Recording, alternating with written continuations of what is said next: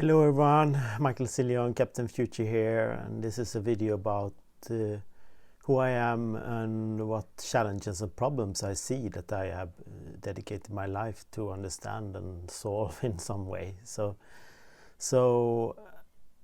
when I decided to become a social entrepreneur, Captain Future, and everything I've done today, this has been a 10-year journey. But in order to do what I do, you have to find out what type of challenges and problems am I solving to society. And as I see it, there's a meta level to that also. Everything I do, I usually want to go into a meta level, playing games, studying stuff. Every skill I learn, I want to go into the learning of the skill itself. So that's what the meta is. So when I want to find out what problems I want to solve, I also want to find out how we find out what problems to solve. So the meta level of that as well. So that's why I'm so curious about this and spend so much time thinking and talking and exploring this subject. So there's a little background in there, but the way I see it, there's a lot of challenges in today's society. Many of them are not apparent. Some are really apparent if you look. Like we're facing the COVID corona crisis now. We've been facing the challenge of global warming that some renamed to the climate change. That is a problem we've been seeing for 40 years at least, even more.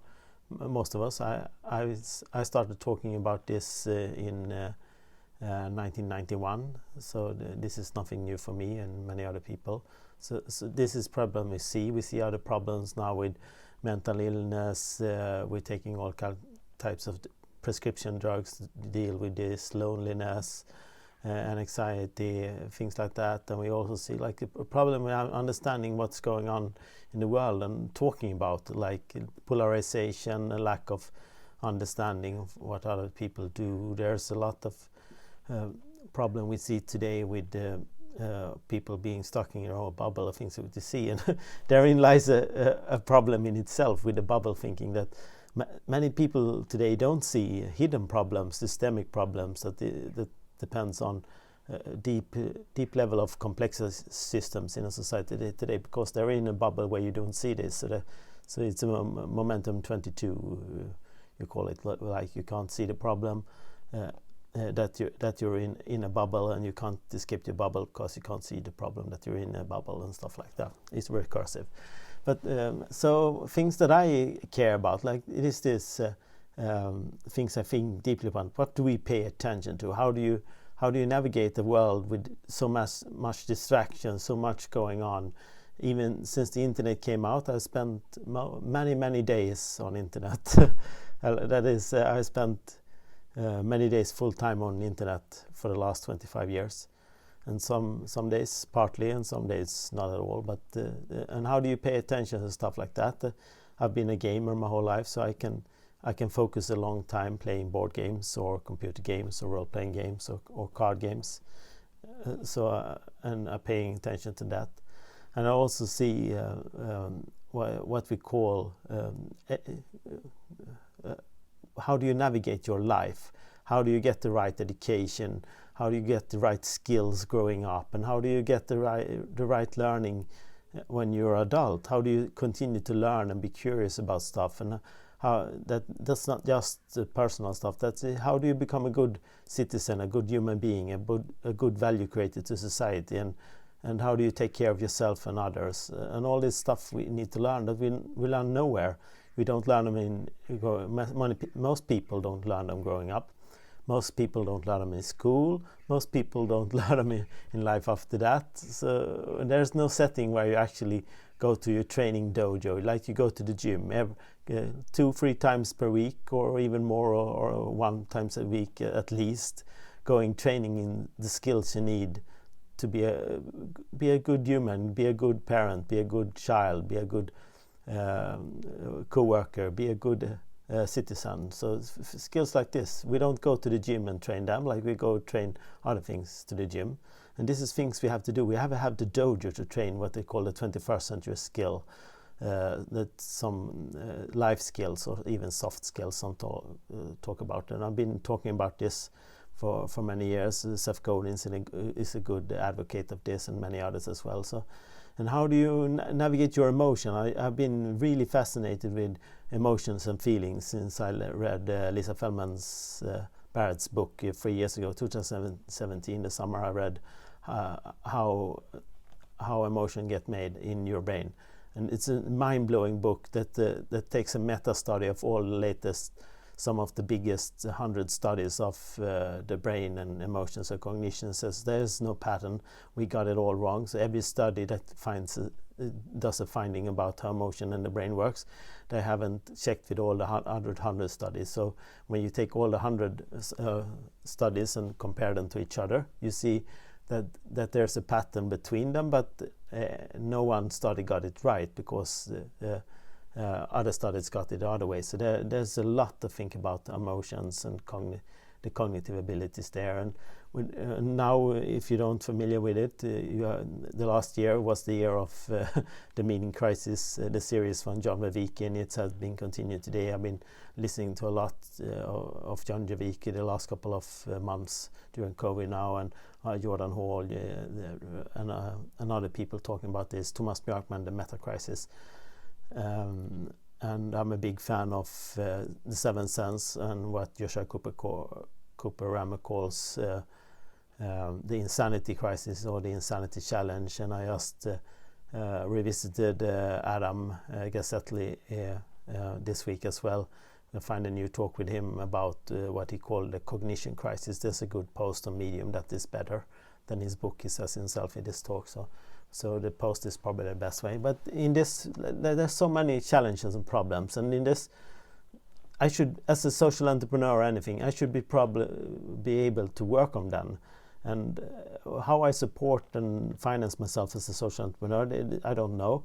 Is it that I develop products and services that I can sell to other citizens or other organizations, or even to public official governmental or city organizations like that, or is it as a public servant myself, as an employee in any place, or as an employee in a company where I work internally in this company with questions like this? I don't know yet, because but I'm really looking now. So this is why I make videos and talk a lot about that, as I need to find a way to support myself. I've been doing this gig economy style the last 10 years, and the last couple of years I've been funding myself with some fund I got from my father and mother who passed away a couple of years ago. But now during COVID, all the things we were supposed to do now was cancelled and offline. So now I really need to find the funding to support myself doing this, because I really want to dedicate my life to solve all this problem. And in any way, shape or form, we need to find a way where my primary objective, primary target or primary path in this would be working with some kind of wisdom dojo, wisdom center, education center, 21st century skill learning, the Learning Society project that comes from Christian Møyen and Bert Ola and Trondheim, where we talk about listen, link and learn and playgrounds and stuff. So I would of course want to be a playground facilitator under the umbrella of the Learning Society and that project as well. So that I have made a PDF where I summarize all the things I can do under that as a playground facilitator, and the move maker and the night walker and the future navigator and the wisdom seeker and sense maker. And also in this connected age, there's so many things going on. Like I talked about attention, but also in a network sense. How do you build communities? How do you build a network? What we talk about bonding, bridging, linking in terms of that. And how do you teach the meta skills of people to navigate the networked world where it isn't top down anymore? The old institutions of mass media and stuff like that are failing, where we have one message communicated for a central channel in every country or locally in every region. So now it's much more dispersed over the internet and everything. So everyone has their way to find news or stories and narration and visions for their life and what society is. And and we'll have to learn and navigate, and we also have to have a much more awareness how we help each other to both create the content and consume the content that we get on a daily basis for social media and other channels like YouTube and even the old channels of mass media. And how do you put all this together in we have to figure that out. And also other things, I'm not an expert in it, but I'm really interested in how we frame society as a whole.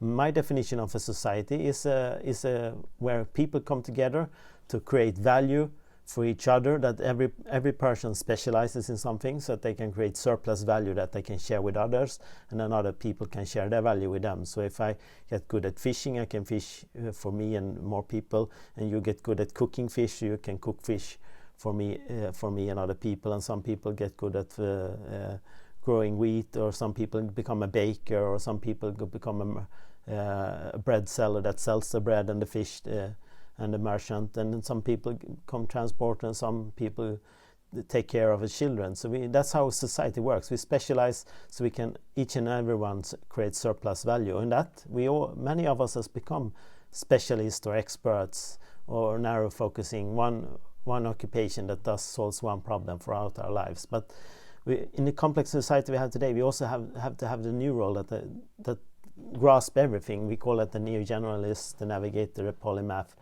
There are many names for this. I've talked about this before. So the people who grasp it all, who can help everyone else do what they do. So who knows who does what and who helps everyone doing it is two of my main questions that I want to work with as well in this.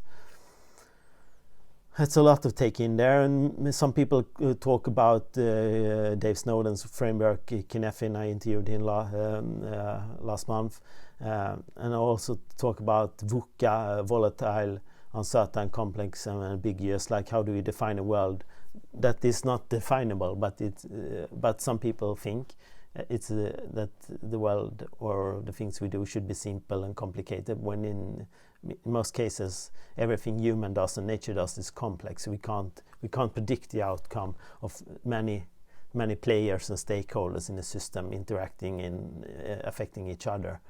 And that becomes even more apparent now that we have internet and an exploding cascade of exponential information, YouTube, Facebook, social media, Wikipedia. In the beginning, you can sit and read fairly short Wikipedia pages when Wikipedia came out, and learn what was said about your favorite subjects. Nowadays, if you delve into a favorite subject, you can spend literally all night reading about just a small part of it, because there's so much information on Wikipedia now and stuff like that. So everything explodes in a cascade of exponential information, technology, solutions and complexities. So we need a lot of more people who can help everyone keep track on this, and some people are already doing that in their niche or field today, but they're doing under the umbrella and the mindset of the old world, the old industrial economy. So we don't have the conversation about new roles and titles. We actually have to start training on a much larger scale to do this and help everyone else. So every human being should be able to have a flourishing life where they can contribute to the way they want to do, and they can find fulfillment and meaning and community and stuff like that. And they should never have to be alone or feel afraid or any kind of misery or unhappiness and stuff like that. So everyone has the right, from growing up to growing old, to have a navigator or a guidance counselor or someone showing them the way in their life. To the community groups where they can ask questions. I just joined a group called Storebror here in Sweden. That's this big brother, where grown men come together and share challenges and problems, because we're so lost, especially in a world where the old masculine macho man role doesn't talk to any of us anymore, and but still as a society we're action heroes that talks about this role. So many men today feel very lost, and women too. There's another group called Stora Sister, Big Sister, as well, for women, and I'm part of a smaller group that's called Self Compassion, where it's mixed So there's a lot of groups like this, especially during COVID Corona time. This has exploded because we can do it digitally through Zoom meetings instead of have to actually go to meet each other. So it becomes much easier to access stuff like this. But everywhere I go in groups and conversations like this, I can see this need for guidance, for the mentor, for the navigator, for the shaman, or the priest or the counselor, or whatever title or role we have to call these people who guide everyone else. So I didn't know what I want to be when I grown up, and I got no help from my parents, friends, or there was no counselor in school that helped me with anything, choosing my education path in university or my occupation. So I have to hack myself along this way, and it took me until I was 42 to realize that my path and how I best serve society, myself, and bring value to our society is being Captain Future, constantly curious, constantly asking what if questioning things, going around, spreading jolly energy, silliness, dancing and stuff like that. And so that's the role I have been found for myself, because there was no one else helping me finding this role. But in that I also was become interested in the meta process of finding this role. So I developed a model that I call Ikigai 4.0 that builds from the Ikigai mindset, not and take parts of the Venn diagram. You have seen that also. That is not a true Ikigai, but Ikigai is how do you find your place in the world where you can contribute and the world can give you back, and that you find meaning in doing this as well. So my model is adapted to a complex way of thinking with many more parameters, and also focusing a large part of the guidance and the training part, like how do we not just find ourselves, but how do I actually seek out what I want to train and become good at, and where is the wisdom dojos or the gyms where I train my skills of becoming more human, both professionally and family and friend wise. How do I become a better friend? How do I become a better parent and stuff like that? This is things like if you go to the gym and lift weights, or like me go to group training, yoga, body balance, tabata, cross mix, spinning, whatever, or whatever. If you play football or hockey or tennis or whatever, and you often do this on a weekly basis just to keep your physical form in training, your physical body fit. But how do you keep your cognition fit, and how do you keep your emotions fit? Emotional training, spiritual training, cognition training on a weekly basis as well. And this we don't even have, I can't see anywhere in mainstream media that we have the conversation. We have it in our bubbles and our conversations, but this it feels so wrong that we don't even have this conversation now. This is year 2020, and we can see so many things failing in society, but we can't reflect on why. We just try to treat the symptoms. We doesn't train ourselves to become better humans to solve this problem, and that's what I want to do. So if you can help me find my way of place where I can support myself in the old system, while we transform to a new system where we become better humans, become better friends, become better parents, co-workers, problem solvers. Anyway, I just listened to a fantastic talk as well with Ken Robinson about this, how we treat our earth. So there's so many literal ecological problems we have to solve today, and we in order to map them out, we created the SDGs 5 years ago. So we're now 5 years into the SDG program, but it's not even in the beginning what it should be 2020. You can see people wearing this seven colored pin that represent the 17 SDGs. So this is what it is. This says I for one work towards at least solving this common pattern of goals. There are actually 167 or 69 of them that is grouped into 17 goals, and many of them are things we have to get really, really serious about really, really soon, or we're gonna fuck up our society, and the way we live on this planet is not going to be nice for anyone, not even the people building bunkers and rich people building fences and think that they will get free water and free food delivered to them from outside a bunker or outside a fence. It's not going to work that way. It's going to get really ugly. So don't for a second think that you can build a wall or a bunker and escape to that, or even escape to Mars or something like that. We do it. We take our stand here and now on Earth. This is ours. This is our moment. For all of humanity that have been around for millions of years, this is our finest moment. We make our stand now, or we go bust as a society and humanity. And I, for one, I won't stand for that. So, in some way, shape, or form, we have to do this together. And I just mentioned some small part of the problems I think and see fit to talk about, but there are so many more of you that have a different mindset and different bubble around this, and together we collaborate. So we find the others and have collaboration around these goals and problems and start solving them together. So that's what I'm just a little random thinking here. I'm a night person, and my brain I've been spinning all night for the last couple of weeks. So I have taken so many notes and thoughts about this, how we do this together. How do we become Homo sapiens, the wise ape, the wise human, and solve this together? So that's the search for wisdom, love, curiosity, and silliness, I think. So this is the 4 things I see as we group them and search for. So love, wisdom, curiosity, and silliness. So please, if you see this video, please contact me and we talk more about this. I know there are many of you or else looking to ways to solve this together. We have to find the means, or we're bust. So the alternative is not nice for any one of us. So together we do this. I love you all for staying with me so long, listening to me. So hope to see you soon again. I'm gonna see if I can.